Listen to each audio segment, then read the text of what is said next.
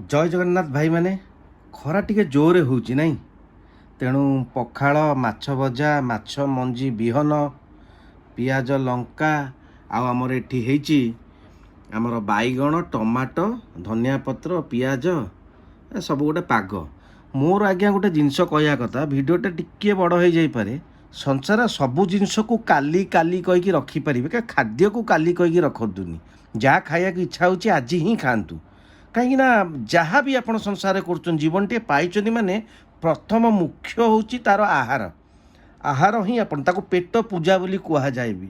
ତେଣୁ କେବେ କୌଣସି ଖାଦ୍ୟ ଆପଣ ଖାଇছে ନାହିଁ ପରେ ଖାଇବା, ପଇସା ରଖିବା ନାହିଁ, ବରଂ ଗୋଟିଏ ଡ୍ରେସ୍ ବର୍ଷେ ପିନ୍ଧି ଦିଅନ୍ତୁ, କିନ୍ତୁ ଖାଦ୍ୟ ଯାହା ଖାଇବାର ଇଚ୍ଛା ଅଛି, ଯଦି ସେଦିନ ବାର ନଥିବ, ଆମିଷ ଫାମିଷ ଖାଉଛନ୍ତି, ବାର ଦେଖି ଆଗେ ତାକୁ ଆଗେ ଆଟାକ୍ କରନ୍ତୁ। କାରଣ ସେ ଗୋଟିଏ ଜିନିଷ ଆପଣଙ୍କ ଶରୀରରେ ଲୀନ ହେବ, ନହେଲେ ଆଉ ସବୁ ମୃତ୍ୟୁ ପରେ ଆପଣଙ୍କଠୁ କାଢ଼ିକି ରଖିଦେବେ। ତେଣୁ ଯାହା ଖାଇଥିବେ ପେଟକୁ, ଯାହା ପଡ଼ିଥିବେ ମୁଣ୍ଡକୁ।